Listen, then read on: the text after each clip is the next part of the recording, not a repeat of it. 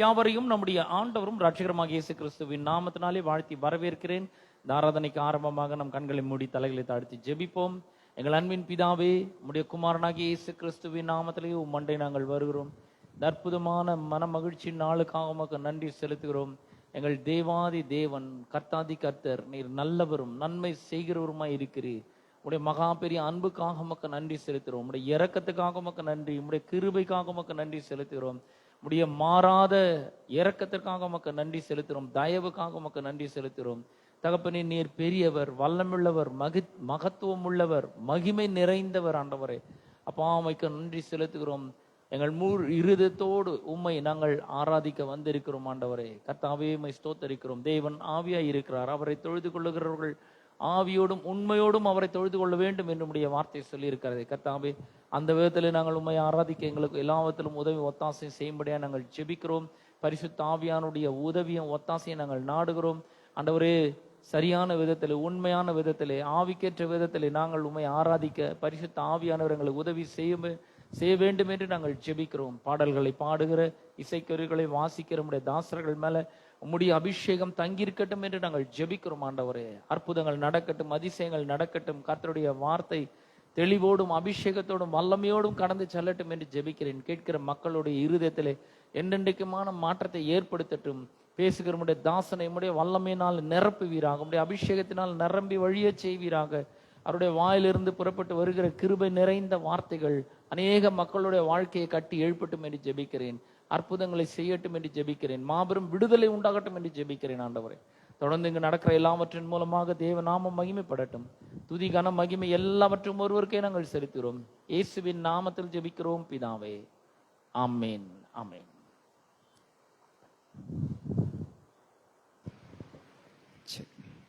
ஹல்லேலூயா. இயேசுவின் அன்பு எதற்குமே ஒப்பிட முடியாத அன்பு, நம்மை புறம்பே தள்ளாத பூரணமான ஒரு அன்பு. இயேசுவின் அன்பு ஆழமான, ஆழியிலும் மிகவும் ஆழமான அன்பு. பெரிய மலைகள், பர்வதங்களை விட உயரமான அன்பு. அந்த அன்பை அளவிடவே முடியாது. அது அளவில்லாத அன்பு, விவரிக்க முடியாத ஒரு அன்பு. குழியில் இருக்கிற நம்மை கரம் நீட்டி தூக்குகிறதான ஒரு அன்பு. குப்பையில் இருக்கிறவர்களையும் ஒடுக்கப்பட்டோரையும் தள்ளப்பட்டோரையும் உயர்த்துகிறதான ஒரு அன்பு. எந்த காலத்திலும் மாறாத ஒரு அன்பாக அது இருக்கிறது. ஆனால் இயேசுவின் அன்பு என்றைக்குமே மாறாத ஒரு அன்பாக இருக்கிறது. நம்மை மகனாக, மகளாக ஏற்றுக்கொண்ட அவருடைய அன்பு, நம்மை மீட்பதற்காக இந்த உலகத்திலே வந்து தம்முடைய இரத்தத்தை சிந்தி தம்முடைய உயிரையே நமக்காக தந்த ஒரு தகப்பனின் அன்பு. இந்த அன்பை இந்த காலை வேளையிலே நாம் போற்றி துதிப்போம்.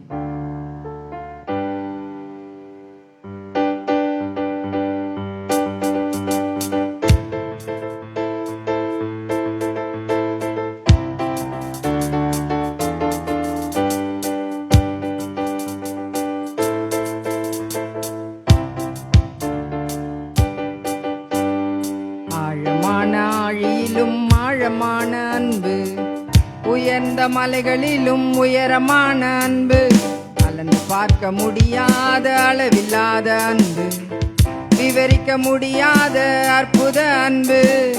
ஆழமான, ஆழியிலும் ஆழமான அன்பு, உயர்ந்த மலைகளிலும் உயரமான அன்பு, அளந்து பார்க்க முடியாத அளவில்லாத அன்பு, விவரிக்க முடியாத அற்புத அன்பு. இயேசுவின் அன்பு இது ஒப்பில்லாத அன்பு, புறம்பே தள்ளாத பூரண அன்பு. இயேசுவின் அன்பு இது ஒப்பில்லாத அன்பு, புறம்பே தள்ளாத பூரண அன்பு. இது ஒப்பில்லாத அன்பு, பூரண அன்பு. இது ஒப்பில்லாத அன்பு, பூரண அன்பு. இது ஒப்பில்லாத அன்பு, பூரண அன்பு. இது ஒப்பில்லாத அன்பு, பூரண அன்பு.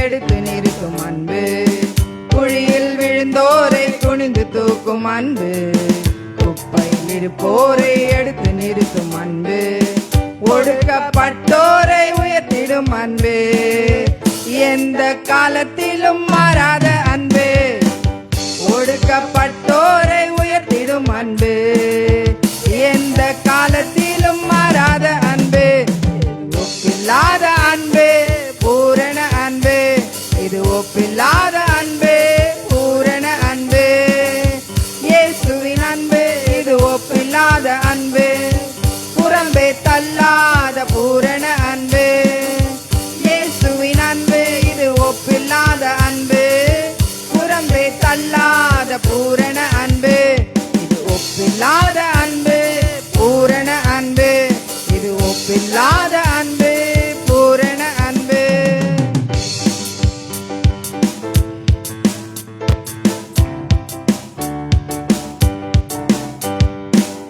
மனிதர்கள் மாறினாலும் மாறிடாத அன்பு, மகனாய் ஏற்றுக்கொண்ட மகா பெரிய அன்பு, மனிதர்கள் மாறினாலும் மாறிடாத அன்பு, மகனாய் ஏற்றுக்கொண்ட மகா பெரிய அன்பு, என்னை மீட்பதற்காய் உலகத்திலே வந்து தன்னையே தந்து விட்ட தகப்பனின் அன்பு, என்னை மீட்பதற்காய் உலகத்திலே வந்து தன்னையே தந்து விட்ட தகப்பனின் அன்பு, இது ஒப்பில்லாத அன்பு, பூரண அன்பு, இது ஒப்பில்லாத அன்பு, பூரண அன்பு, இயேசுவின் அன்பு, இது ஒப்பில்லாத அன்பு, புறம்பே தள்ளாத பூரண அன்பு, இயேசுவின் அன்பு, இது ஒப்பில்லாத அன்பு, புறம்பே தள்ளாத பூரண அன்பு, இது ஒப்பில்லாத அன்பு, பூரண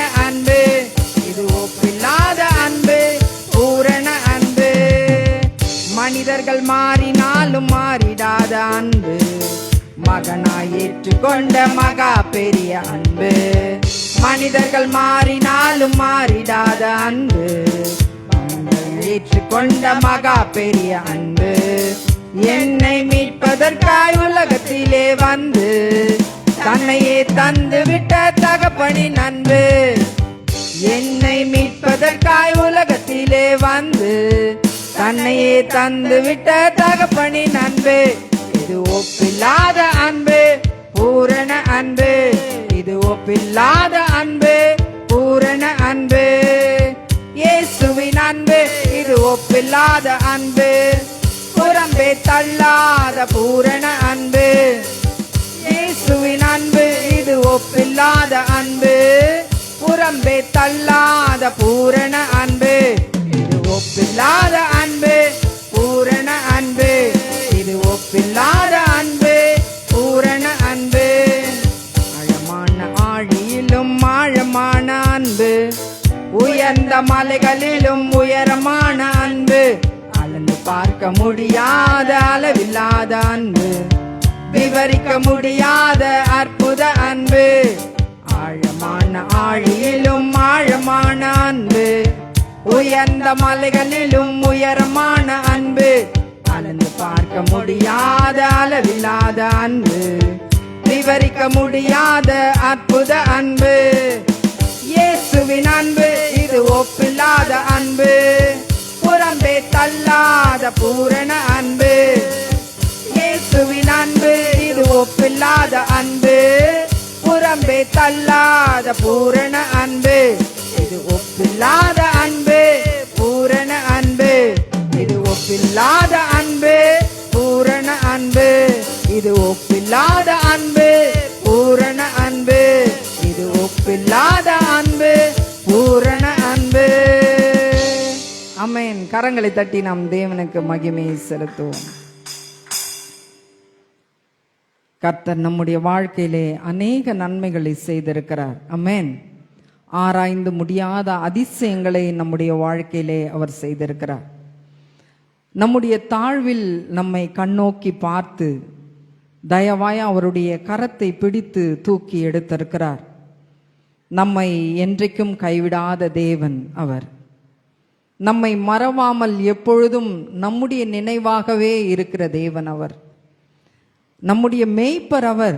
நம்மை புல்லுள்ள இடங்களில் மேய்த்து அமர்ந்த தண்ணீர்கள் அண்டையில் கொண்டு போய் விடுகிறவர். ஒவ்வொரு நாளும் நன்மையும் கிருபையும் நம்மை பின்தொடரும்படி செய்கிற தேவன் அவர். எண்ணில்லாத நன்மைகளை நம் வாழ்வில் செய்த தேவனுக்கு நாம் முழு மனதோடு நன்றி பலிகளை செலுத்த வேண்டும். ஆமென், அல்லேலூயா. இந்த காலை வேளையிலே நாம் நன்றி செலுத்துவோம்.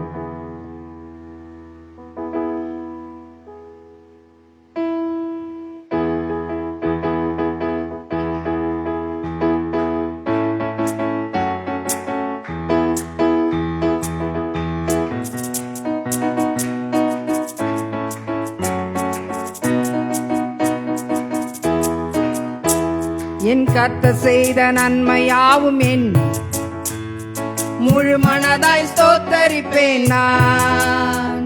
என் கர்த்தர் செய்த நன்மையாவும் என் முழு மனதாய் ஸ்தோத்தரிப்பேன் நான்.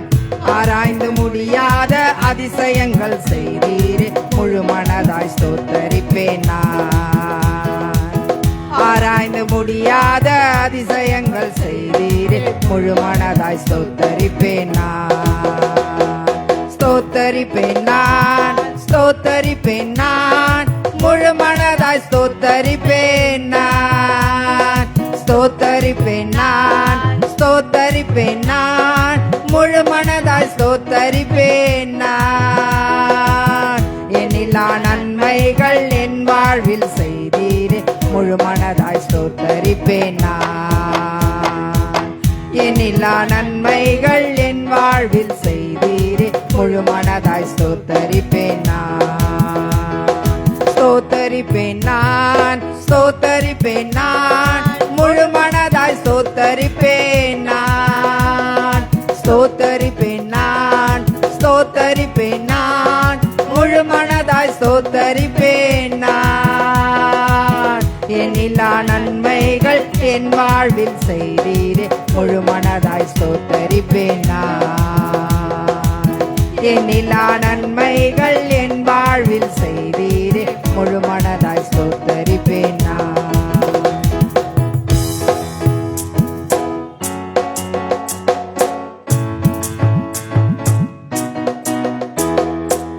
தாழ்வில் என்னை கண்ணோக்கி பார்த்தி தயவாய் கரம் பிடித்து தூக்கினீ.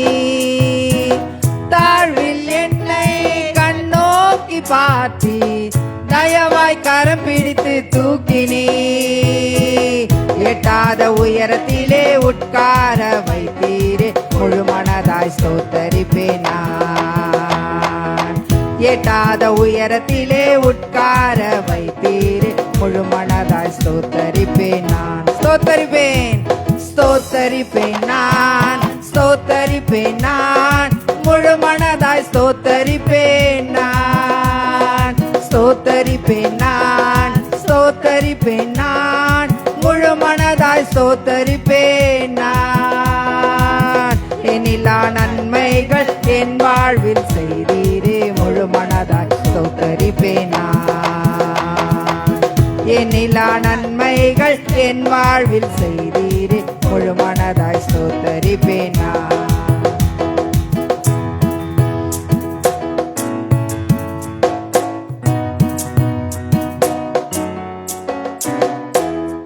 என்னை என்றும் கைவிடாத நேசர் இயேசு நீர்தானையா. என்னை என்றும் கைவிடாத நேசர் இயேசு நீர்தானையா. என்னை மறவாமல் என் நினைவாயிருப்பவரே, முழு மனதாய் ஸ்தோத்தரிப்பேன் நான். என்னை மறவாமல் என் நினைவாயிருப்பவரே, முழு மனதாய் ஸ்தோத்தரிப்பேன் நான். ஸ்தோத்தரிப்பேன் நான், ஸ்தோத்தரிப்பேன் நான், முழு மனதாய் ஸ்தோத்தரிப்பேன் நான்.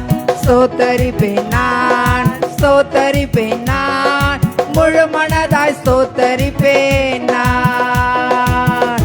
எண்ணில்லா நன்மைகள் என் வாழ்வில் செய்தீரே, முழு மனதாய் ஸ்தோத்தரிப்பேன் நான். எண்ணில்லா நன்மைகள் என் வாழ்வில் செய்தீரே, முழு மனதாய் ஸ்தோத்தரிப்பேன் நான்.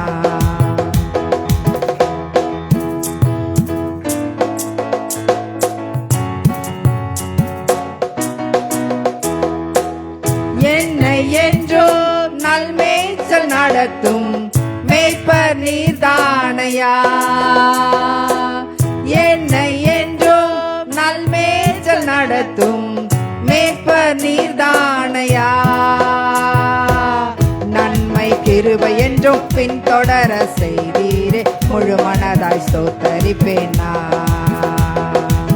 நன்மை கிருபை என்றும் பின்தொடர செய்தீரே, முழு மனதாய் ஸ்தோத்தரிப்பேன் நான். ஸ்தோத்தரிப்பேன், ஸ்தோத்தரிப்பேன் நான், ஸ்தோத்தரிப்பேன் நான், முழு மனதாய் ஸ்தோத்தரிப்பேன் நான்.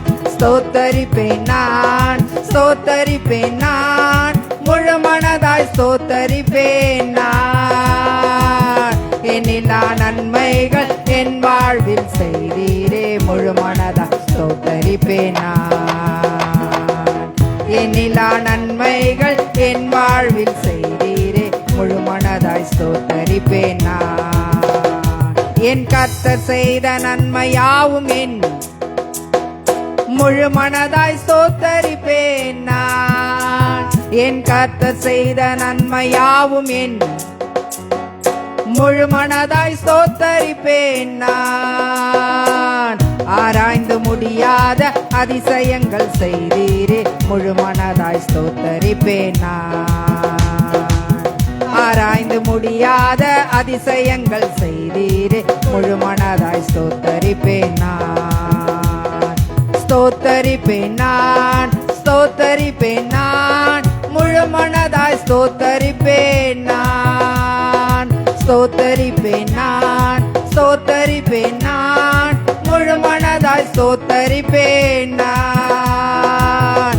எண்ணிலா நன்மைகள் என் வாழ்வில் செய்தீரே, முழு மனதாய் ஸ்தோத்தரிப்பேன் நான்.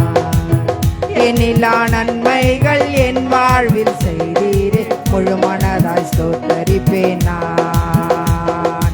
ஸ்தோத்தரிப்பேன் நான், ஸ்தோத்தரிப்பேன் நான், முழு மனதாய் ஸ்தோத்தரிப்பேன் நான்.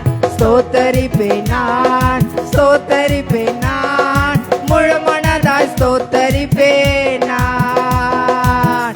எண்ணில்லா நன்மைகள் என் வாழ்வில் செய்தீரே, முழு மனதாய் ஸ்தோத்தரிப்பேன் நான். எண்ணில்லா நன்மைகள் என் வாழ்வில் செய்தீரே, முழு மனதாய் ஸ்தோத்தரிப்பேன் நான். அமேன். கரங்களை தட்டி தேவனுக்கு மகிமை செலுத்துவோம். எண்ணில்லாத நன்மைகளை நம்முடைய வாழ்க்கையிலே செய்த தேவன் அவர். அமேன்.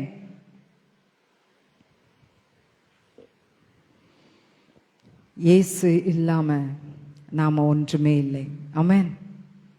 நம்மை பாவி என்று தள்ளாமல் தம்முடைய மகனாக மகளாக ஏற்றுக்கொண்ட அவரின் தூய அன்பு மகா பெரிய அன்பு. அவரின் வல்லமை மிகவும் பெரியது. அவரின் மகத்துவத்திற்கு முடிவு என்பதே இல்லை. அவரின் வல்லமைக்கு முன்பாக எவ்வளவு பெரிய பர்வதமாக இருந்தாலும் அது உருகி போகும். எப்பேற்பட்ட தடைகள் வந்தாலும் அவைகள் விலகி போகும். நாம் அதற்கு என்ன செய்ய வேண்டும் என்று சொன்னால், அவருடைய பிரசன்னத்திலே அமர்ந்திருந்தாலே போதும். நமக்காக அவர் யுத்தம் செய்கிறவராய் இருக்கிறார். நாம் சும்மா இருந்த போதும் அவர் நம்மை மீண்டும் கட்டி செய்கிற தேவனாக இருக்கிறார். நம்முடைய பலத்தினாலோ நம்முடைய சுயத்தினாலோ ஒன்றுமே நடக்காது. அவருடைய பிரசன்னத்தினால் எல்லாமே ஆகும். அமேன். நாம் அனைவரும் எழுந்து நின்று தேவனை ஆராதிப்போம்.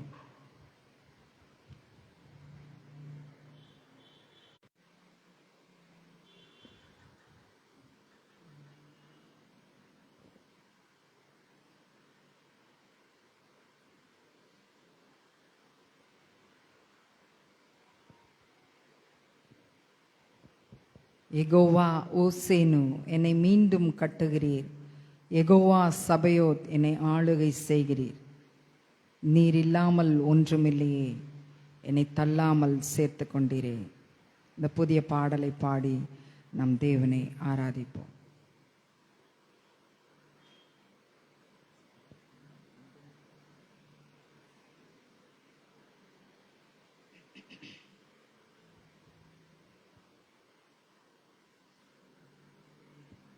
Jesus. Thanks, Lord.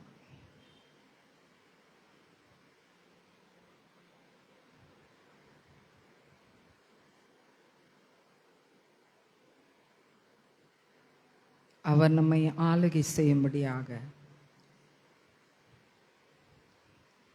நம்மை நாமே விட்டு கொடுப்போம்.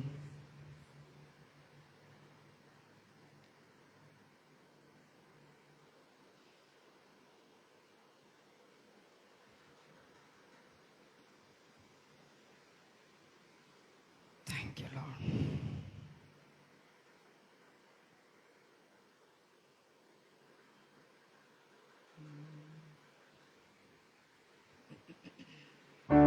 Thank you, Jesus.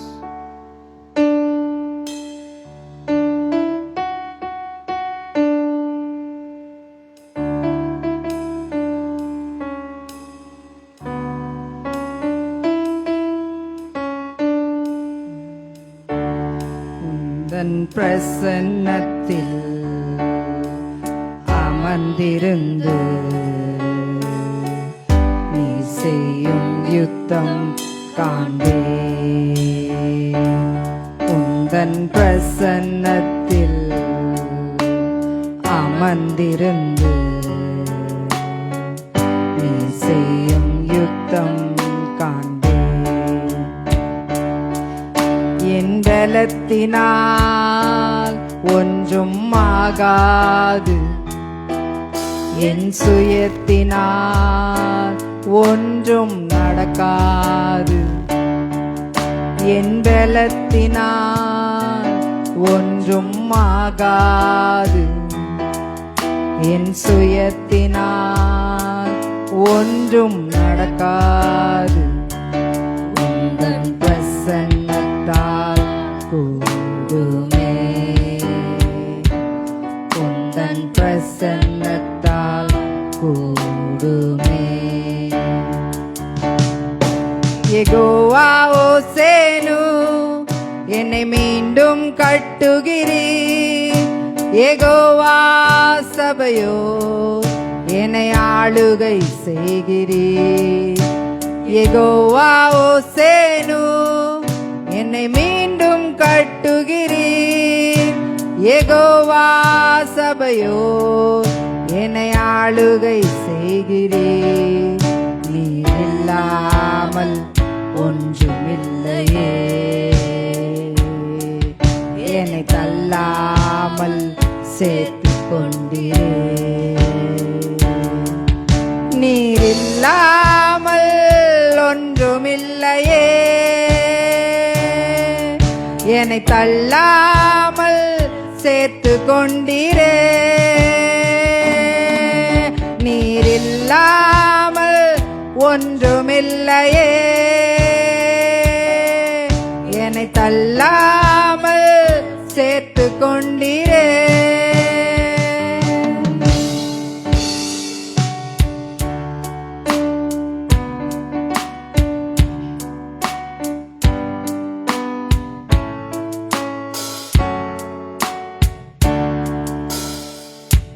வல்லமைக்கு முன்பாய் ஒன்றும் நிற்பதில்லை, மகத்துவத்திற்கு முடிவு என்றும் இல்லை. வல்லமைக்கு முன்பாய் ஒன்றும் நிற்பதில்லை, மகத்துவத்திற்கு முடிவு என்றும் இல்லை. யெகோவா ஓசேனு என்னை மீண்டும் கட்டுகிறீர். யெகோவா சபையோ என்னை ஆளுகை செய்கிறீர். யெகோவா ஓசேனு என்னை மீண்டும் கட்டுகிறீர். யெகோவா சபையோ என்னை ஆளுகை செய்கிறீர். நீர் இல்லாமல் ஒன்றுமில்லையே, என்னை தள்ளாமல் சேர்த்துக் கொண்டீரே. நீர் இல்லாமல் ஒன்றுமில்லையே, என்னை தள்ளாமல் சேர்த்து கொண்டீரே. நீரில்லாமல் ஒன்றுமில்லையே, என்னை தள்ளாமல் சேர்த்து கொண்டீரே.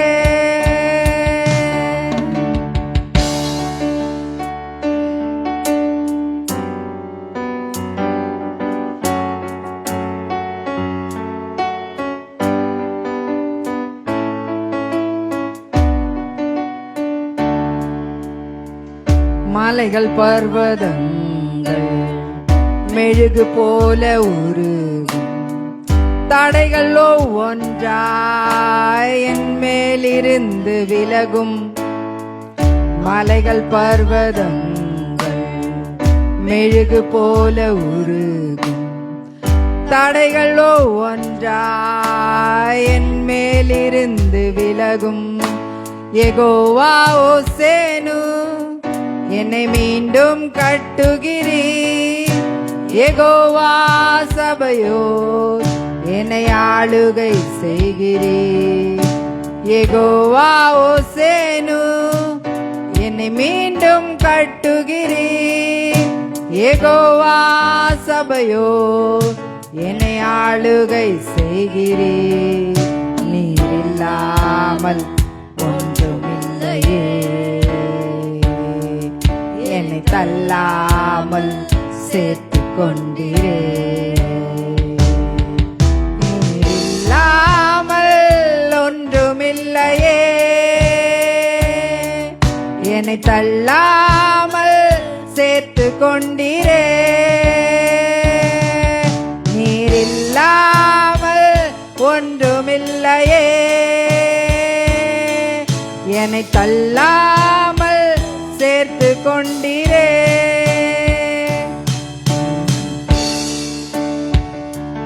உந்தன் பிரசன்னத்தில் அமர்ந்திருந்து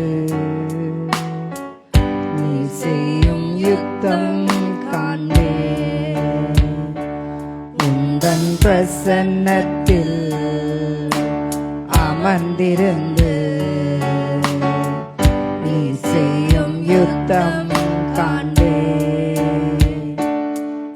என் பலத்தினால் ஒன்றும் ஆகாது, என் சுயத்தினால் ஒன்றும் நடக்காது.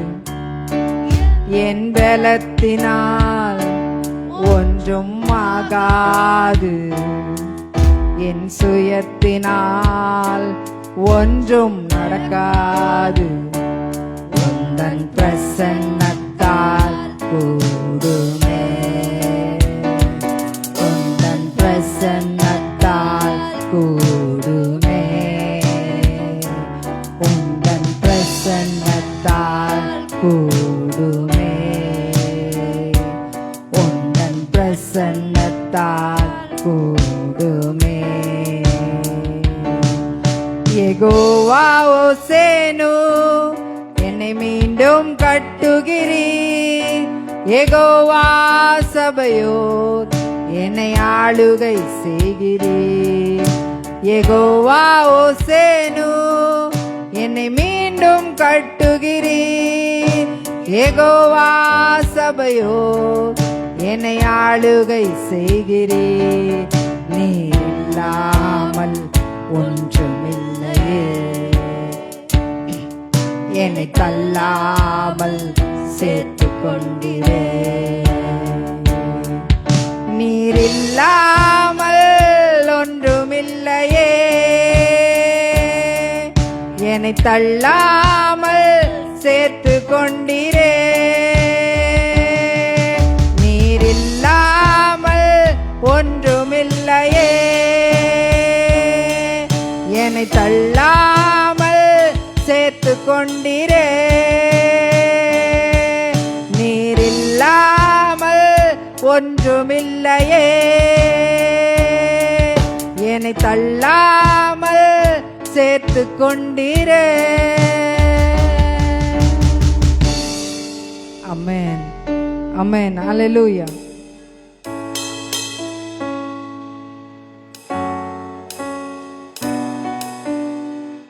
அநாதி சிநேகத்தால் அவர் நம்மை அணைத்து கொண்டார். அவருடைய காருண்யத்தினால் நம்மை இழுத்து கொண்டார். பாவியாகிய நமக்காய் சிலுவையில் அவர் மரித்தார். நம்மை பரிசுத்தமாக்க அவருடைய பரிசுத்தமான இரத்தத்தை சிந்தினார். நாம் சுகமாக வாழ அவர் தழும்புகளை ஏற்றுக்கொண்டார். அவருடைய தழும்புகளால் நாம் குணமானோம். அவர் கிருபை நம்மை உயர்த்தி வைத்திருக்கிறது. ஆகவே நாம் நம்மை அவருடைய சித்தத்தின்படி வணைய நம்மை ஒப்பு கொடுப்போம். அவருக்காக வாழ்வோம். சேர்ந்து இந்த பாடலை நாம் பாடி தேவனை மகிமைப்படுத்துவோம்.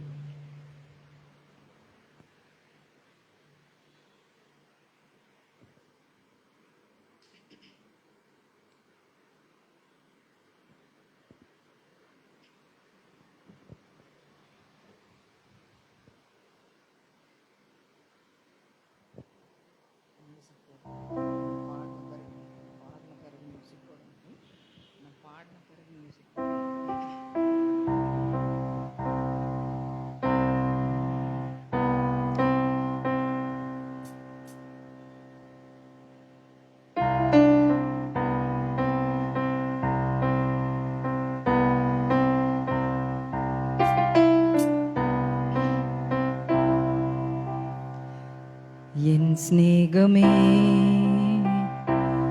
என் தேவனே, என் ராஜனே, என் இயேசுவே, என் சிநேகமே, என் தேவனே, என் ராஜனே, என் இயேசுவே, அநாதி சிநேகமே, அழைத்த சிநேகமே, கரம் பிடித்த சிநேகமே, கைவிடா சிநேகமே, அநாதி சிநேகமே, அழைத்த சிநேகமே, கரம் பிடித்த சிநேகமே, கைவிடா சிநேகமே.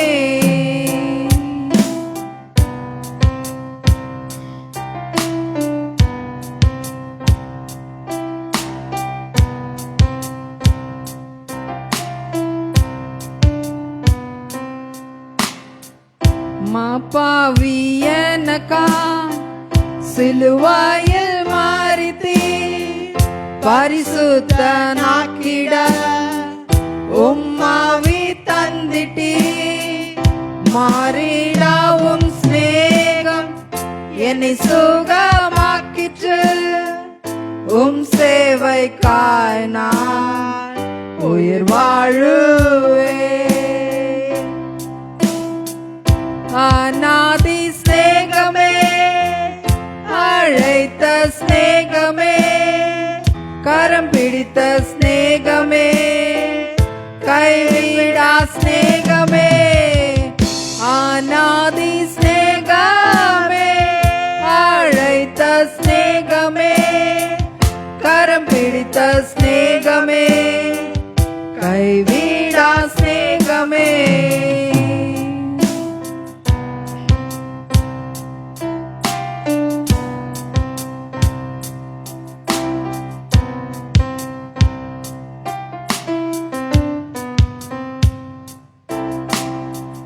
அநாதி சிநேகத்தால் என்னை அணைத்து கொண்டிரே, உம் கிருபையால் என்னை உயர்த்தி வைத்திரே. உம் சித்தம் போல என்னை வணைந்து கொள்ளுமே, உமக்காகவே நான் உயிர் வாழுவே. என் சிநேகமே, என் தேவனே, என் ராஜனே, என் இயேசுவே, என் சிநேகமே, என் தேவனே, என் ராஜனே, என் இயேசுவே, அநாதி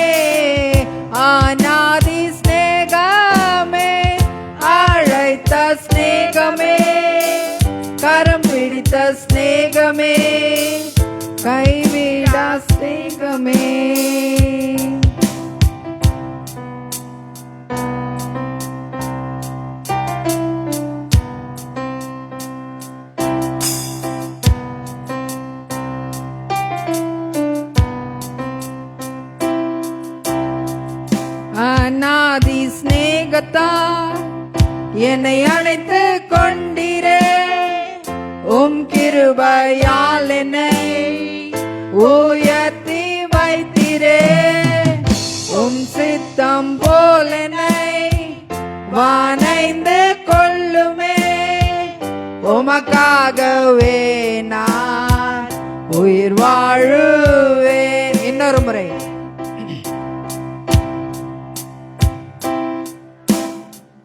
அநாதி சிநேகத்தால் என்னை அழைத்து கொண்டீரே, உம் கிருபையால் என்னை உயர்த்தி வைத்தீரே, உம் சித்தம் போல் என்னை வானைந்து கொள்ளுமே, உமக்காகவே நான் உயிர் வாழுவே.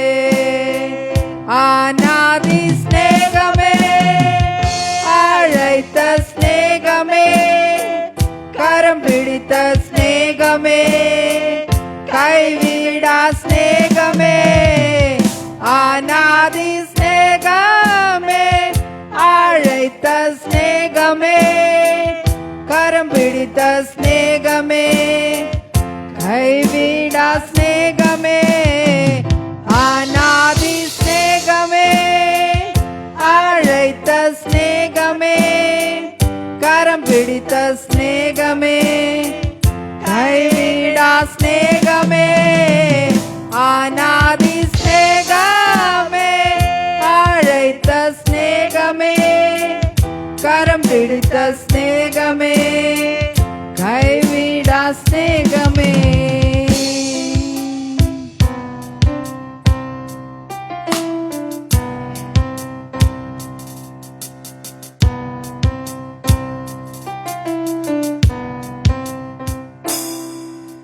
ஆமென். அல்லேலூயா. அப்பா, ஆமென். நன்றியோடு துதிக்கிறோம் அப்பா, ஸ்தோத்தரிக்கிறோம்.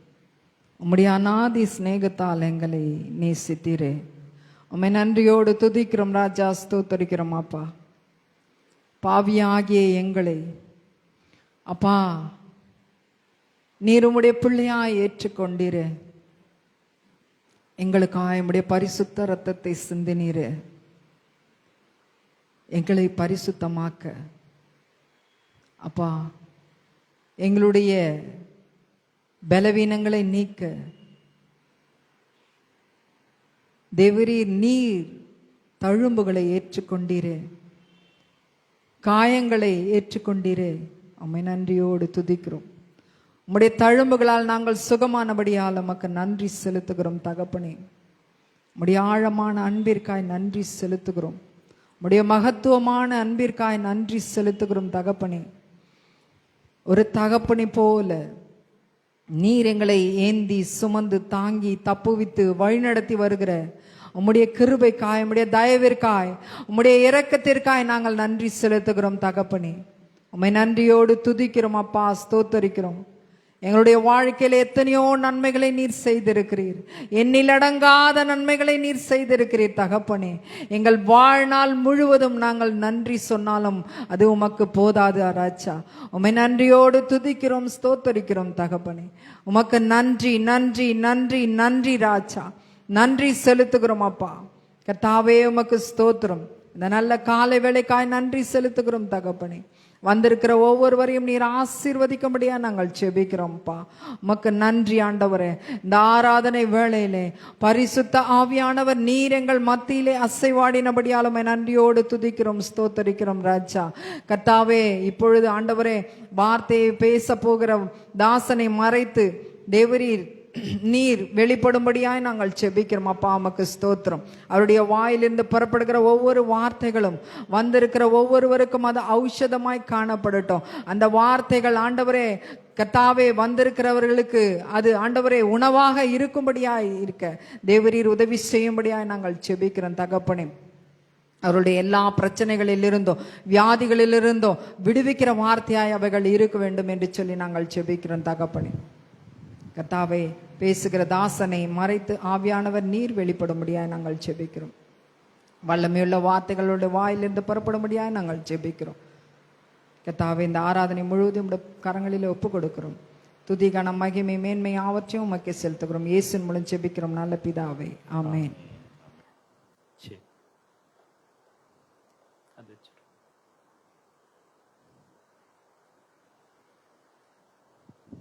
இப்போ நாம் காணிக்கை மற்றும் தசம்பாங்களால கர்த்தரை மேம்படுத்துகிற ஒரு நேரம். காணிக்கை தசம்பாங்கள் கரங்களை எடுத்துக்கொள்வோம். அதை கர்த்தருக்கு நேராக உயர்த்துவோம். கர்த்தருடைய வார்த்தையை அறிக்கையிட்டு நாம் கொடுப்போம்.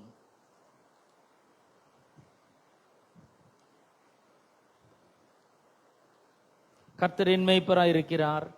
எல்லாரும் சேர்ந்து சொல்லுவோம், கர்த்தரின் மேய்ப்பராய் இருக்கிறார், நான் தாழ்ச்சி அடையேன். சிங்கக்குட்டிகள் தாழ்ச்சி அடைந்து பட்டினி கிடக்கும் கர்த்தரை தேடுகிற எனக்கோ ஒரு நன்மையும் குறைவுபடாது. என் தேவைகளெல்லாம் கர்த்தர் தம்முடைய மகிமையின் ஐஸ்வர்யத்தின்படி சந்திக்கிறார் என்பதை நான் விசுவாசிக்கிறேன். ஆகவே நான் விதைக்கிறேன். இயேசுவின் நாமத்தில் ஆமேன். கொடுக்கிறதான வேளையிலே நாம் சங்கீதங்களின் புஸ்தகங்களை நாம் பார்ப்போம். 13ஆம் சங்கீதத்தை நான் உங்களுக்காக வாசிக்கிறேன். 13ஆம் சங்கீதம் ஒரு சின்ன சங்கீதம் தான்.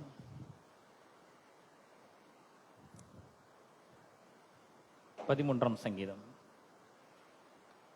கர்த்தாவே, எதுவரைக்கும் என்னை மறந்திருப்பீர்? எதுவரைக்கும் உம்முடைய முகத்தை எனக்கு மறைப்பீர்? என் இருதயத்திலே சஞ்சலத்தை நித்தம் நித்தம் வைத்து எதுவரைக்கும் என் ஆத்துமாவிலே ஆலோசனை பண்ணி கொண்டிருப்பேன்? எதுவரைக்கும் என் சத்துரு என் மேல் தன்னை உயர்த்துவான்? என் தேவனாகிய கர்த்தாவே, நீர் நோக்கி பார்த்து எனக்கு செவி கொடுத்தருளும். நான் மரண நித்திரை அடையாதபடிக்கு என் கண்களை தெளிவாக்கும். அவனை மேற்கொண்டேன் என்று என் பகைஞன் சொல்லாதபடிக்கும், நான் தள்ளாடுகிறதுனால் என் சத்துருக்கள் களி கூறாதபடிக்கும் இப்படி செய்தருளும். நான் உம்முடைய கிருபையின் மேல் நம்பிக்கையாய் இருக்கிறேன். உம்முடைய ரட்சிப்பினால் என் இருதயம் களி கூறும். பிரியமானவர்களே, இந்த சங்கீதத்தை தாவீது எழுதுகிறான். மேல 13ஆம் சங்கீதமுக்கு கீழே பார்த்தீங்கன்னா ராக தலைவனுக்கு ஒப்புவிக்கப்பட்ட தாவீதின் சங்கீதம் என்று அந்த வசனம் சொல்லுகிறதை நாம் பார்க்கிறோம்.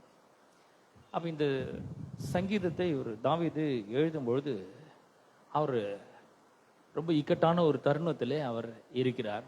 சவுல் அவனை கொல்லும்படி துரத்துகிறான். அவன் தன்னுடைய உயிர் பிழைக்கும்படியாக அவன் ஒவ்வொரு பட்டணமாக சுற்றி திரிகிறான். ஒவ்வொரு குகைக்குள்ளும் கெபிக்குள்ளும் உயிர் தப்பி வாழ்ந்து கொண்டிருக்கிறான். அப்படிப்பட்ட நேரத்திலே அவன் இந்த சங்கீதத்தை எழுதுகிறான். அப்ப இங்க இந்த சங்கீதத்தை மொத்தம் 6 வசனங்கள் இருக்கு. மொத்தம் 2 வசனமா பிரிக்கலாம். 1-2 வசனங்கள். இந்த 2 வசனங்கள்ல பார்த்தீங்கன்னா அவன் கர்த்தரை பார்த்து, கர்த்தர் என்னை கை விட்டுட்டாருங்க, என்னை மறந்துட்டாரு அப்படின்னு சொல்லி தன்னுடைய அங்கலாய்ப்பை அவன் கூறுகிறான். 3-4 வசனங்கள்ல அவன் ஜெபிக்கிறான். கர்த்தாவே, என்னை நோக்கி பாரும், என்னோட விண்ணப்பத்தை கேளும் அப்படின்றான். 5-6 வசனங்கள்ல கர்த்தர் பேர்ல அவன் வச்சிருக்கிற நம்பிக்கை திரும்புறது. அவன் துதித்து பாடுகிறான். அப்ப இங்க இதே போலதான் நிறைய கிறிஸ்தவர்களோட யோசிக்கிறாங்க. எது வரைக்கும் கர்த்தாவே, எது வரைக்கும் என்னை மறந்திருப்பீர்? எது வரைக்கும் உம்முடைய முகத்தை எனக்கு மறைப்பீர்? பாருங்க, நம்முடைய தாவீதனுடைய வாழ்க்கையில நிறைய நெருக்கடிகள், பிரச்சனைகள், நிறைய அவனுடைய மனசோர்வுகள் நிமித்தமாக, சஞ்சலத்தின் நிமித்தமாக அவன் இப்படி கதறுகிறதை, கர்த்தரை நோக்கி கதறுகிறதை நாம் பார்க்கிறோம். ஹவு லாங் காட், ஆங்கிலத்தில் அப்படி வருகிறது. எது வரைக்கும் அப்படின்னு சொல்றான். அப்ப இங்க 1-2 வசனங்கள்ல நம்ம வாசிக்கும் பொழுது நம்ம அநேக கிறிஸ்தவர்களுடைய மனநிலையை தாவீது பிரதிபலிக்கிறதை நாம் பார்க்கிறோம். நம்ம கூட நிறைய நேரங்கள்ல பிரச்சனை ரொம்ப அதிகமாகுது, போராட்டம் ரொம்ப அதிகமாகுது, நெருக்கடிகள் ரொம்ப அதிகமாகுது. ஒண்ணு பின்னாடி ஒண்ணு மோசமான காரியங்கள் நடக்க எப்போதான் இதுக்கெல்லாம் ஒரு விடிவு காலம் வரும், எப்போ நாங்கள் கொஞ்சம் நல்லா இருக்க முடியும், எப்போதான் இந்த பொருளாதார பிரச்சனை ஒழியும், எப்போதான் இந்த குடும்ப சண்டை தீரும், எப்போ நான் கொஞ்சம் சமாதானமா இருப்பேன், எப்போ நான் கொஞ்சம் வசதியா இருப்பேன், கடவுள் இவ்வளோ ஆசீர்வாதத்தை கொடுத்துருக்கிறேன்னு சொல்றாரு, எப்போ அது அவன் கைக்கு கிடைக்கும், எப்போ எனக்கு நல்ல ஒரு வேலை கிடைக்கும், எப்போ நான் கொஞ்சம் நல்லா சம்பாதிப்பேன், எப்போ நான் கொஞ்சம் நல்ல வாழ்வேன், எது வரைக்கும் நான் இந்த பிரச்சனையில நெருக்கடியில தவிக்கிறது அப்படின்னு சொல்லி அநேக கிறிஸ்தவர்கள் கூட கடவுள் இந்த நெருக்கடியின் நேரத்துல கடவுள் நம்மளை கைவிட்டது போல நம்மளை மறந்துட்டாரோ அப்படின்ற ஒரு குழப்பத்துல அவர்கள் வாழ்கிறவர்களாக இருக்கிறார்கள். அதே போலதான் தாவீது கூட சொல்றான், இந்த எது வரைக்கும்ன்றது 4 முறை வர்றத பாருங்க. கர்த்தாவே எது வரைக்கும், 2 வசனத்துல 4 முறை வருது. கர்த்தாவே எது வரைக்கும் என்னை மறந்திருப்பீர், எது வரைக்கும் உம்முடைய முகத்தை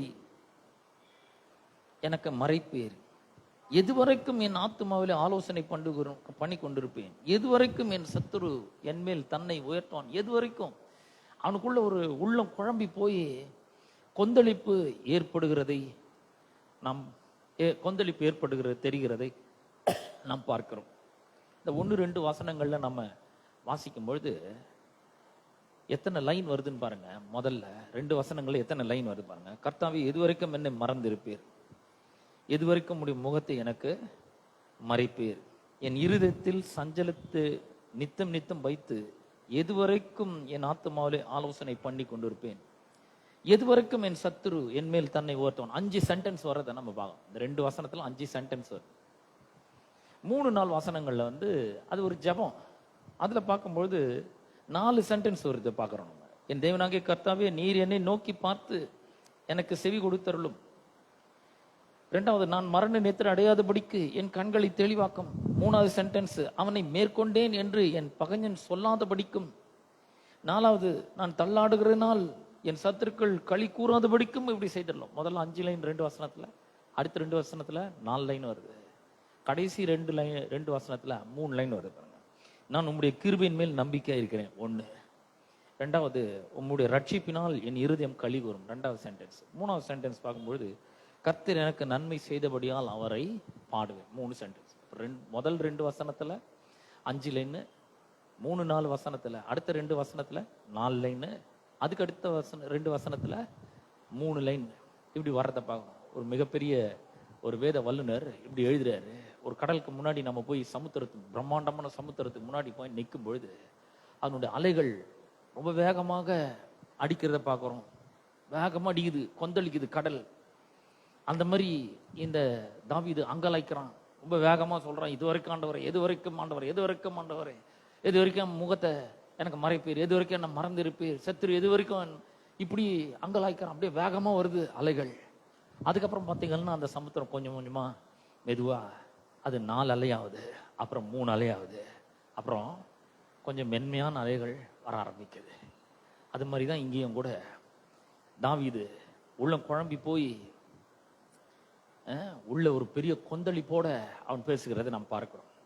அப்ப எது வரைக்கும் அப்படின்ற ஒரு காரியம் எப்போ வருது அப்படின்னு சொன்னா, ஒரு பிரச்சனை ரொம்ப நாள் தீராம இருக்கும்போது இப்படிப்பட்ட எண்ணம் வருது. எது வரைக்கும் நான் இந்த பிரச்சனையை இந்த பிரச்சனையில உழன்று கொண்டிருப்பேன், எது வரைக்கும் இந்த தீமை என்னை பின்தொடர்ந்து வரும், எது வரைக்கும் இந்த பொருளாதார பிரச்சனை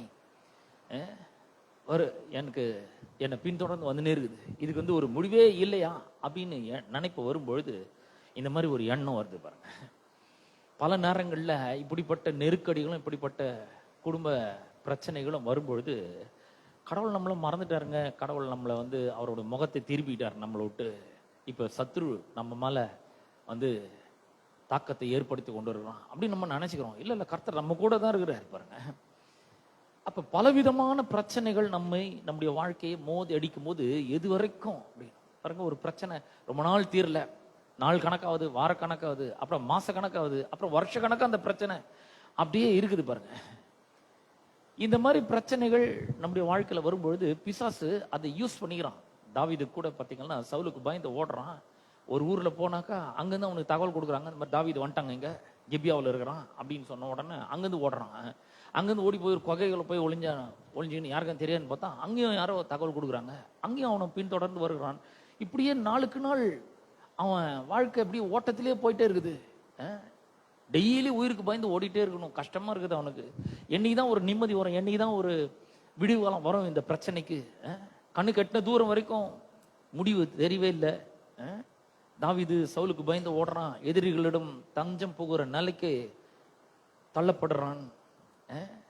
அந்த மாதிரி நேரங்கள்ல கர்த்தர் நம்ம கூட இல்ல, கர்த்தர் நம்மளை மறந்துட்டாரு, கர்த்தர் நம்முடைய முகத்தை நம்மளை விட்டு திருப்பிட்டாரு. இப்ப சத்ரு நம்ம மேல அவன் ஆளுகை செய்ய ஆரம்பிச்சிட்டோம் அப்படின்லாம் நம்ம நினைக்கவே கூடாது பாருங்க. கர்த்தர் நம்மோட கூட தான் இருக்கிறாரு. அப்ப எது வரைக்கும்ன்ற எண்ணம் ஏன் நமக்கு வருது அப்படின்னு போகும்போது, ஒரு பிரச்சனை ரொம்ப நாள் நீடிக்கும் பொழுது, தீராம இருக்கும் பொழுது இந்த மாதிரி எண்ணம் நமக்கு வருது. ரெண்டாவது, ரொம்ப நாள் ஆசீர்வாதமே இல்லை அப்படின்னும் போது இந்த எண்ணம் வருகிறது. திருமண வாழ்க்கை பார்த்தீங்கன்னா, ஆரம்பத்தில் திருமண வாழ்க்கை ரொம்ப நல்லா போகுது. திருமண நாள் அன்னைக்கு, திருமணத்துக்கு முன்னாடியே திருமணம் எப்போ நடக்குமோன்ற ஒரு ஏக்கம் வருது. ஐயோ, நாள் சீக்கிரம் போக மாட்டேங்குது, என்னைக்கு இந்த திருமணம் வரும், என்னைக்கு அந்த நாள் வரும், அவ்வளோ சந்தோஷமா ஏக்கத்தோட காத்துட்டு இருக்கிறோம். அப்புறம் திருமண நாள் வரும்போது ரொம்ப ரொம்ப மகிழ்ச்சியா இருக்குது. கடைசியில் நம்ம விரும்பியவனை கையை பிடிச்சிட்டோம். நம்ம இனி வாழ்க்கையில் நம்ம 2 பேரும் ஒன்றா இருக்கணும். பல திட்டங்கள் எல்லாம் வகுக்கிறாங்க. இப்படி இருக்கணும், அப்படி இருக்கணும்னு சந்தோஷமா ஆரம்பிக்கிறாங்க. நாள் போக போக சின்ன சின்ன பிரச்சனைகள் வருது, மனத்தாங்கல் வருது. இந்த ஆள் இப்படிதான் இருப்பாருன்னு நினைச்சு அவங்க கல்யாணம் பண்றாங்க. பார்த்தா வேற மாதிரி இருக்கிறாரு ஆளு. இது வரைக்கும் ஒரு மாதிரி இருக்கிறாரு, ஆனா இப்ப கல்யாணம் ஆனவன பார்த்தீங்கன்னா டோட்டலா வேற மாதிரி ஆளா இருக்கிறாரு. புதுசா இருக்குது. சில சின்ன சின்ன பிரச்சனைகள் வருது, மனத்தாங்கல் வருகிறது. ஒரு சின்ன சின்ன பிரச்சனைகள் கூட பெரிய பெரிய பிரச்சனையாக மாறிவிடுகிறது. அப்ப அந்த மாதிரி நேரங்கள்ல அந்த புருஷனுக்கும் மனைவிக்கும் இந்த மாதிரி ஒரு எண்ணம் தேர்ந்து, ஒருவேளை கடவுள் கை விட்டுட்டாரோ, கடவுள் இடம் மறந்துட்டாரோ, கடவுள் தன்னுடைய முகத்தை திருப்பிட்டாரோ, வாழ்க்கை நரகம் மாதிரி மாறி இருக்கதே அப்படின்ற ஒரு எண்ணங்கள் நமக்கு வருகிறதை நாம பார்ப்போம். பல நேரங்கள்ல பிள்ளைகள் நிமித்தம் பிரச்சனைகள் நிறைய வருகிறது. பாருங்க, நமக்கு திருமணம் ஆகல, திருமணத்துக்காக ரொம்ப ஏக்கத்தோட காத்துட்டு இருக்கிறோம். அந்த நாளை வெகு ஆவலோடு எதிர்பார்க்கிறோம். அந்த நாள் வருது, திருமணம் நடக்குது. திருமணம் நடந்த பிறகு இது மாதிரி பிரச்சனைகள்லாம் வருது. அதுக்கப்புறம் பார்த்தீங்கன்னா குழந்தை பிறகுது. குழந்தை பிறந்த உடனே பார்த்தீங்கன்னா அந்த குழந்தைய தூக்குறோம், கொஞ்சிறோம், தாளாட்டுறோம், சீராட்டுறோம். அந்த பிள்ளைக்கு வேண்டிய எல்லாம் செய்கிறோம். அது பேசினா நமக்கு ரொம்ப சந்தோஷமா இருக்குது, அது விளையாடினா அவ்வளோ சந்தோஷமா இருக்கு. அப்புறம் இந்த பிள்ளைகள் கொஞ்சம் கொஞ்சமாக வளர ஆரம்பிச்ச உடனே இந்த பிள்ளைகள் சொல்ற பேச்சு கேட்க மாட்டேங்கிறாங்க. அப்போ கொஞ்சம் கஷ்டமாகுது. அவங்க வளர்ந்து பெரியவர்கள் ஆகும் பொழுது அவங்களுக்குன்னு தனியா சித்தம் இருக்குது, அவங்களுக்குன்னு தனியா விருப்பங்கள் இருக்குது. அவங்க இஷ்டப்பிரகாரம் செய்ய ஆரம்பிக்கிறாங்க. நம்ம சொல்லுக்கு கீழ்ப்படிய மாட்டேங்கிறாங்க. அப்பா அம்மா இப்ப ரொம்ப முக்கியம் இல்லைன்ற மாதிரி அவங்களுக்கு தெரியுது. அதனால பல நேரங்கள்ல இந்த பிள்ளைகள் பாவத்தில் ஈடுபடுகிறார்கள், பல நேரங்கள்ல தப்பான காரியத்துல ஈடுபடுகிறார்கள், பல நேரங்கள்ல தவறான செயல்களை செய்கிறார்கள். போய் குடிக்கிறாங்க, உலக மக்கள் போல போய் வாழ ஆரம்பிக்கிறாங்க, ஊரை சுத்துறாங்க. சில நேரங்கள்ல உதவாக்காரைகளா கூட இருக்கிறாங்க. கால நேரத்துல சம்பாதிக்க மாட்டேங்கிறாங்க. இப்படி ஒரு பிரச்சனை பிள்ளைகள் நிமித்தமாக வருகிறது. பாருங்க, அடங்க மாட்டேங்கிறாங்க. இப்போ முன்ன எந்த பிள்ளை ரொம்ப சந்தோஷத்தை கொடுத்ததோ, எவ்வளவு பெரிய ஒரு மகிழ்ச்சியை கொடுத்ததோ, இன்பத்தை கொடுத்ததோ, அது பேசும்போதெல்லாம் எப்படி ஒரு மனசு சந்தோஷத்தினால் நிரம்பி வழிஞ்சதோ, இப்போ அது பேசும்போதெல்லாம் ரொம்ப துக்கமா மாறிடுது இந்த பிள்ளைகள் பேசும்பொழுது. ஏன்னா உதவாக்காரியா மாறிடுறாங்க, அவங்க பிரயோஜனமற்றவர்களாக மாறிடுறாங்க, ஊரை சுத்துறாங்க, படிக்க மாட்டேங்கிறாங்க, வேலைக்கு போக மாட்டேங்கிறாங்க. அந்த மாதிரி ஒரு பிரச்சனைகள் வரும்பொழுது எந்த பிள்ளை சந்தோஷத்தை கொடுத்ததோ, மகிழ்ச்சி கொடுத்ததோ, அதே பிள்ளை பார்க்கும்பொழுது ரொம்ப ஒரு பெரிய இவ்வளவு நாளைக்கு தான் இது மாதிரி இருக்க முடியும் அப்படின்ற ஒரு காரியம் நமக்கு நேரிடுகிறது. சந்தோஷம் இல்லை, மகிழ்ச்சி இல்லை, ஒரு அந்யோன்யம் இல்லை. குடும்பத்துல 4 பேர் இருக்கிறாங்க, குடும்பத்துல 4 பேருமே பேசிக்கவே மாட்டாங்க, பேசினாவே சண்டை வரும். அந்த மாதிரி ஒரு குடும்பமா இருந்தா யார் தான் சமாளிப்பாங்க சொல்லுங்கப்பா? அப்ப அந்த மாதிரி நேரங்கள்ல கூட நமக்கு தோணுது, கர்த்தர் நம்மள ஒருவேளை கைவிட்டுட்டாரோ, கர்த்தர் நம்மள மறந்துட்டாரோ அப்படின்னு சொல்லி யோசிக்க தோணுது பாருங்க. ஆனா கர்த்தர் நம்மோடு கூட தான் இருக்கிறார். அவர் சொல்ல, நான் உன்னோட்டு விலகவே மாட்டேன், உன்னை கைவிடவே மாட்டேன், நான் மோசையோடு இருந்தது போல உன்னோட கூட இருப்பேன், நீ உயிரோடு இருக்கும் நாளெல்லாம் ஒருவனும் உனக்கு முன்பாக எடுத்து நிற்பதில்லை அப்படின்னு அவர் சொல்லி இருக்கிறார். பாருங்க, அவர் சொல்லி இருக்கிறதுனால அதெல்லாமே அப்படியே நடந்துடாது. அவர் சொல்லி இருக்கிறத எடுத்து நம்ம வாயில வச்சு பேசணும், பேசி பேசி உள்ளத்துக்கு அனுப்ப வேண்டும். அப்பதான் இது நல்ல வேலை செய்யும். கடவுள் என் கூட இருக்கிறாரு, பிரச்சனை நேரத்துல கூட கடவுள் என் கூட இருக்கிறாரு, அவரு என் வலது பாரசத்தில் இருக்கிறபடியெல்லாம் நான் அசைக்கப்படுவதில்லை, அவர் என் கூட தான் இருக்கிறாரு, அவர் என்னை விட்டு விலகவே மாட்டாரு.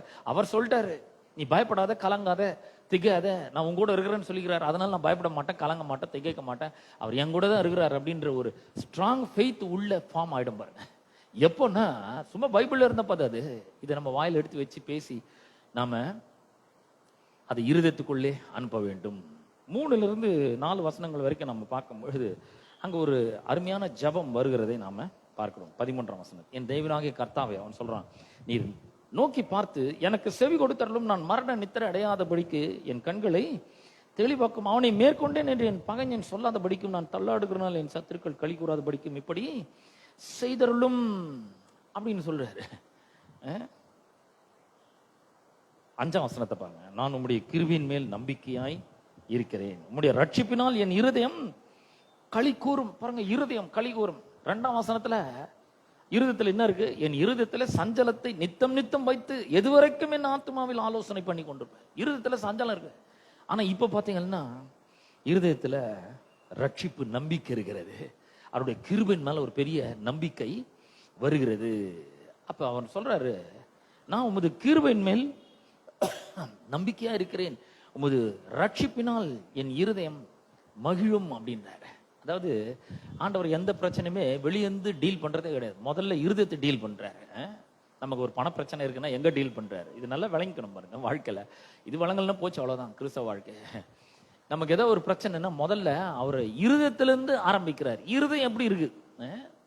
உள்ள ஒரு வேலை நடக்குது. கடவுள் உள்ளத்திலிருந்து பேசுறாரு. அவருடைய கிருபையின் மேல நம்பிக்கை இருக்க பண்றாரு. தாவீது சொல்றான், இவ்வளவு சஞ்சலம் இருக்கு, மறந்துட்டாரோ கை விட்டாரோ அப்படின்னு நினைக்கிறேன். ஆனா இப்போ எனக்கு நல்லா விளங்குது, உங்களுடைய கிருபையின் மேல் நான் நம்பிக்கையா இருப்பேன். ஆங்கில வேதம் சொல்லுது, I trust in your unfailing love. NIV translation அப்படி வருது, ஒழிஞ்சு போகாத முடிய அன்பின் மேல நான் ரொம்ப ரொம்ப நம்பிக்கை வச்சிருக்கிறேன்றார். பாருங்க, கர்த்தருடைய அன்பு தான் இந்த உலகத்துல அழியாத அன்பு, ஒழியாத அன்பு என்பதை நாம எண்ணுகிறது இல்லை, எண்ணி பார்க்கிறதே கிடையாது. அவர் சொல்ற, தாய் உன்னை மறந்தா கூட நான் உன்னை என்ன பண்ண மாட்டேன், மறக்க மாட்டேன். தகப்பன் உன்னை கைவிட்டா கூட நான் உன்னை கைவிடவே மாட்டேன்னு சொல்லி இருக்கிறாரு. நிறைய நேரங்கள்ல புருஷன் என்ன பண்றாரு, மனைவி மேல ரொம்ப நம்பிக்கை வச்சிருக்காரு. இந்த மாதிரி ஒரு மனைவி உலகத்தில் தேடினா கூட கிடைக்காதுங்க. என் மேல எவ்வளவு அன்பு இருக்கு, என் மேல எவ்வளவு பாசம் இருக்கு, என் மேல எவ்வளவு உயிரை வச்சிருக்கிறா அப்படின்னு புருஷன் என்ன பண்றாரு, மனைவி மேல அவ்வளவு பேர் ஒரு நம்பிக்கை வைக்கிறாரு. மனைவி அன்பு மேல, என்ன மாதிரி இந்த என் மனைவி மாதிரி யாருமே என்னை வந்து பாத்துக்க முடியாது, அவ்வளவு அன்புங்க என் மேல அப்படின்னு. அப்புறம் லேசா ஒரு பிரச்சனை வரும்பொழுது தான் அந்த அன்பு தள்ளாடுறதை நம்ம பார்க்கிறோம். லேசா ஒரு பிரச்சனை வரும்பொழுது அந்த அன்புல ஒரு பெரிய விரிசல் ஏற்படுகிறது நம்ம பார்க்கிறோம். மனைவி அப்படிதான் நினைக்கிறாங்க, உலகத்துல என் புருஷன் மாதிரி யாருமே கிடையாதுங்க, என் புருஷன் மாதிரி உலகத்துல தேடி எடுத்த கூட ஜல்லடை போட்டு ஜல்சா கூட கிடைக்க மாட்டாங்க, அந்த மாதிரி ஒரு புருஷன் எனக்கு கிடைச்சிக்கிறாரு, கடவுளா பார்த்து கொடுத்துருக்கிறாரு, இந்த புருஷன் வந்து என் மேல அவ்வளவு அன்பு வச்சிருக்கிறாரு அப்படின்னு நம்ம நிறைய நேரத்துல நம்ம நம்பிக்கை வந்து என்ன பண்றோம், புருஷன் மேல மனைவி மேல அப்படி வச்சிடறோம். ஆனா ஒரு லேசா ஒரு பிரச்சனை வரும்பொழுது, ஒரு கருத்து வேறுபாடு வரும்பொழுது பாத்தீங்கன்னா அங்கதான் அந்த அன்பு தள்ளாடுறது தான் பாக்குறோம். அந்த அன்புல ஏகப்பட்ட குறைகள் இருக்கிறத நாம கவனிக்கிறோம். பல நேரங்கள்ல பிள்ளைகள் என்ன பண்றாங்க, நண்பர்கள் மேல ஃப்ரெண்டு எப்படின்னா உயிர் நண்பன் அப்படி அப்படி சொல்றாங்க, அப்படி நம்பிக்கை வைக்கிறாங்க. நண்பர்கள் மேல ஒரு பெரிய நம்பிக்கை வச்சிடறாங்க. நான் சொல்றேன், இந்த உலகத்துல ஒரே ஒரு அன்பு தான் ஒழியாத அன்பு. அன்பு ஒரு காலம் ஒழியாதுன்னு சொல்லிக்குது பாருங்க, 1 Corinthians 13:8. அந்த அன்பு தான் ஒழியாத அன்பு. அந்த அன்பு தான் நமக்கு வந்து ஒரு பெரிய செக்யூரிட்டியை கொடுக்குது பாருங்க, ஒரு பெரிய பாதுகாப்பு உணர்வை நமக்கு கொடுக்கிறது. இந்த எந்த அன்பு? தெய்வீக அன்பு, கடவுள் நம்ம மேல வச்சிருக்கிற அன்பு. இங்க 13ஆம் சங்கீதத்துல நம்ம வாசிக்கும் பொழுது அவர் சொல்றாரு, நான் உம்முடைய கிருபையின் மேல் நம்பிக்கையா இருக்கிறேன், உம்முடைய ரட்சிப்பினால் என் இருதயம் களி கூறும். ரட்சிப்புல தான் கடவுள் கிருபையா நமக்கு என்ன செஞ்சிருக்கிறான்னு தெரியுது. எப்படி அவருடைய குமாரனாகிய இயேசு கிறிஸ்துவ நமக்காக மரிக்கும்படி அவர் ஒப்பு கொடுத்தார், எப்படி அவரை பாடுகளுக்கு உட்படுத்தினார், அவருடைய விலையேற பெற்ற ரத்தத்தை எப்படி சிந்த வச்சாரு, அவருக்கு பாவத்தின் சம்பளமாகிய மரணத்தை தண்டனையா கொடுத்து நம்மளெல்லாம் தப்ப விட்டு இருக்கிறாரு. அந்த மரணத்துல, கிறிஸ்துவனுடைய கல்வாரி சிலுவை மரணத்துல அவர் நம்ம மேல வச்சு அன்பை வெளிப்படுத்தி இருக்கிறாருங்க. இந்த மாதிரி அன்பு உலகத்துல எங்க இருக்கு பாருங்க. இந்த உலகத்துல ஒரே ஒரு அன்பு தான் ஒழியாத அன்பு. அந்த அன்பை அறிந்து கொள்ளுகிறவர்களை யாராலையுமே அசைக்க முடியாது பாருங்க. கடவுள் என் மேல அன்பா இருக்கிறாருங்க. God loves me so much. I know that God loves me so much. இந்த உலகத்துல யார் என்ன சொன்னாலும் சரி, கடவுளுடைய அன்பு தாங்க எனக்கு பிரதானம். கடவுளுடைய அன்பு தான் ரொம்ப முக்கியம். அவர் என்ன நேசிக்கிறாரு, அவர் என்கிட்ட அன்பா இருக்கும் பொழுது எனக்கு ஒரு பெரிய பாதுகாப்பு உணர்வு வருது. இந்த உலகத்துல எது நடந்தாலும் சரி என்ன அசைக்கவே முடியாது, ஏன்னா கடவுள் என்ன நேசிக்கிறாருங்க. யார் இந்த உலகத்துல என்ன கைவிட்டாலும் சரி அவர் என்னை நேசிக்கிறார். ஆகவே தான் பாருங்க, அநேக இந்த லவ் பண்றவங்கலாம் பாத்தீங்கன்னா அந்த அன்பு பிரேக்கப் ஆன உடனே, விரிசல் ஏற்பட்ட உடனே செத்த போயிடுறாங்க, உயிரை விட்டுறாங்க. உயிரை கொடுக்கிற காதல் இல்ல, உயிரை எடுக்கிற காதலாகி போயிடுது. அந்த மாதிரி மோசமான ஒரு காதலாகி போயிடுது. ஏமாந்து போயிடுறாங்க, ஒரு பெரிய டிசப்பாயின்மெண்ட் வருது. அப்ப கடவுளுடைய அன்பை நினைச்சு பார்க்கும்பொழுது ஒரு பாதுகாப்பு உணர்வு வருது. இந்த ரட்சிப்பினால் என் இருதயம் களி கூறும். சஞ்சலமான இருதயம் களி கூறுற இருதயமாக மாற ஆரம்பிக்கிறது. அப்ப பாருங்க, கடவுளுடைய அன்பு வந்து எப்படிப்பட்ட ஒரு அன்புனா, அது குறைவுகளின் மத்தியில கூட நம்மள அன்பு கூர்றாரு அவரு. நம்ம ஒருவேளை தவறுகள் செஞ்சுக்கலாம், இருந்தாலும் நம்ம அன்பு கூர்றாரு. அன்பு கூறவே முடியாது யாராலையும் கூட கூட அப்ப கூட கடவுள் நம்ம மேல அன்பு கூறுகிறவராய் இருக்கிறார். இந்த உலகத்துல நம்மள எல்லாரும் வெறுத்து ஒதுக்கலாம், ஆனால் கடவுள் உங்கள் மேல அன்பா இருக்கிறார், உங்க மேல அன்பா இருக்கிறார், என் மேல அன்பா இருக்கிறார். இந்த அன்பை அறிந்து கொள்ளும் பொழுது அது நமக்குள்ள ஒரு பெரிய மகிழ்ச்சி ஏற்படுத்துகிறது. அதுக்கப்புறம் பார்த்தீங்கன்னா பாட்டு வர ஆரம்பிக்குது. 13ஆம் சங்கீதத்தினுடைய கடைசி வசனத்தை நீங்க வாசிச்சு பார்த்தீங்கன்னா, கர்த்தர் எனக்கு நன்மை செய்தபடியால் அவரை பாடுவேன். கர்த்தர் ஏராளமான நன்மைகளை நமக்கு செய்திருக்கிறார். கொஞ்சம் எண்ணி பாருங்க. நம்பிக்கையா இருக்கணும். எது மேல நம்பிக்கையா இருக்கணும்?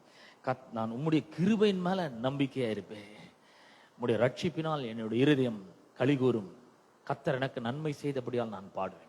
பாட்டு நல்லா வரணும். இன்னைக்கு பாருங்க, நம்ம பாடணும், ஏராளமான பாட்டுங்களை பாடணும், கூட சேர்ந்து பாடணும், நல்ல அவருடைய அன்பை நினைச்சு பாடணும். எப்படிப்பட்ட ஒரு ஆளா இருந்தாலும் சரி, அவர் நம்மிடத்தில் அன்பா இருக்கிறார்.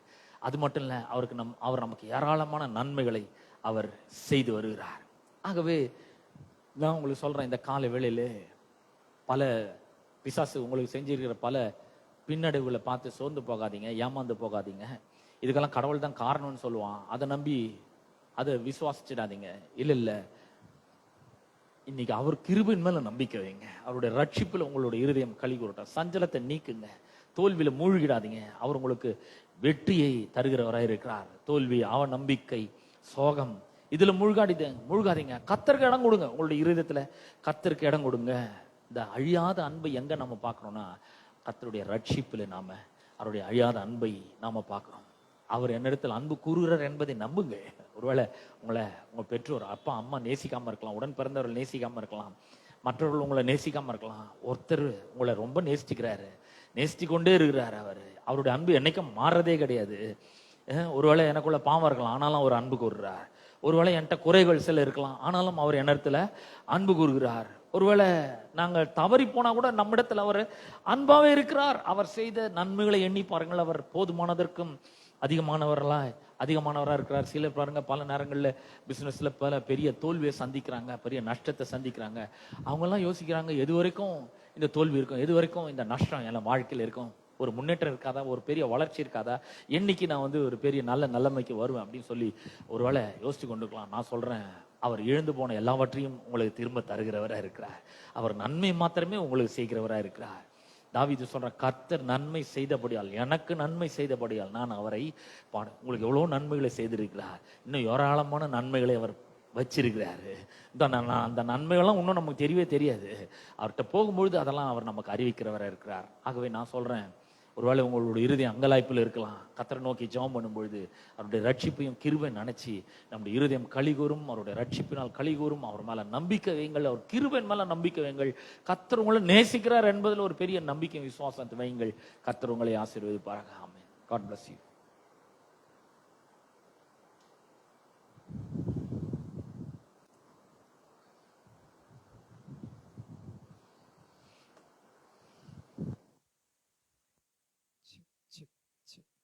நாம் அனைவரும்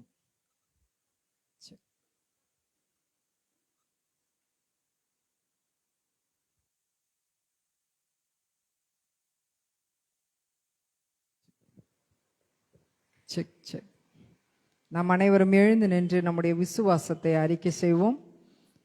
நம்முடைய கரங்களை நம்முடைய இருதயத்தின் மீது வைத்து நாம் இந்த அறிக்கையை ஏறெடுப்போம். வானத்தின் பலகணிகளை திறந்து இடங்கொள்ளாமல் போக மட்டும் தேவன் என் மேல் ஆசீர்வாதத்தை வருஷிக்க பண்ணியிருக்கிறார். ஆகவே நான் ஆசீர்வதிக்கப்பட்டிருக்கிறேன். ஐஸ்வர்யத்தை சம்பாதிக்கிற பலனை என் தேவன் எனக்கு கொடுத்திருக்கிறார். கர்த்தரின் ஆசீர்வாதமே ஐஸ்வர்யத்தை தரும், அதனோடே அவர் வேதனையை கூட்ட மாட்டார்.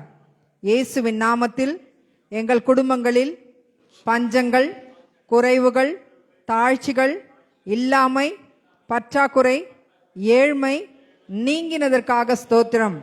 இப்பொழுது நான் ஐஸ்வர்யவானாயிருக்கிறேன். இயேசுவின் நாமத்தில் சுகவீனங்கள், பலவீனங்கள் என்னை விட்டு நீங்கினதற்காக ஸ்தோத்திரம். இப்பொழுது நான் ஆரோக்கியமாக இருக்கிறேன். இயேசுவின் நாமத்தில் எல்லா விதமான பண விரயங்கள் நஷ்டங்கள் நீங்கி போனது. ஏனெனில் கர்த்தர் என் மேய்ப்பராய் இருக்கிறபடியால் குறைவு இனி இல்லை. என் வாழ்வில் நிறைவு மட்டுமே. அதற்காய் ஸ்தோத்திரம். சுகம், பலன், ஆரோக்கியம், மகிழ்ச்சி மட்டுமே என் வாழ்வில் நிலைக்கும். நான் செய்வதெல்லாம் வாய்க்கும். நான் இலையுதிராத மரத்தை போல் இருப்பேன். ஆமேன். நாம் அனைவரும் உட்கார்வோம். சபையின் அறிவிப்புகள். ஒவ்வொரு ஞாயிற்றுக்கிழமைகளிலும் காலை ஆராதனை, தமிழ் ஆராதனை காலை 8:30 மணி முதல் 10:30 மணி வரை நம்முடைய ஆலயத்திலே நடைபெறும். இரண்டாவது ஆராதனை இந்தி ஆராதனை காலை 11 மணி முதல் 1 மணி வரை நடைபெறும். வெள்ளிக்கிழமைகளிலே பரிந்து பேசும் ஜெபம் மாலை 7 மணி முதல் 8 மணி வரை நடைபெறும். புதன்கிழமைகளிலே மாலை ஆராதனை மாலை 7 மணி முதல் 8:30 மணி வரை நடைபெறும். ஒவ்வொரு மாதமும் 1ஆம் தேதி காலை வாக்குத்தத்த ஆராதனை காலை 5:30 மணி முதல் 6:30 மணி வரை நடைபெறும். இரண்டாவது ஞாயிற்றுக்கிழமைகளிலே திருவிருந்து ஆராதனை நடைபெறும். இரண்டாவது சனிக்கிழமைகளிலே வாலிபர் கூட்டம் மாலை 7 மணி முதல் 8 மணி வரை நடைபெறும். மூன்றாவது சனிக்கிழமைகளிலே மகளிர் கூட்டம் காலை 10:30 மணி முதல் 12 மணி வரை நடைபெறும். கடைசி சனிக்கிழமைகளிலே துதி ஆராதனை மாலை 6:30 மணி முதல் 8:30 மணி வரை நடைபெறும்.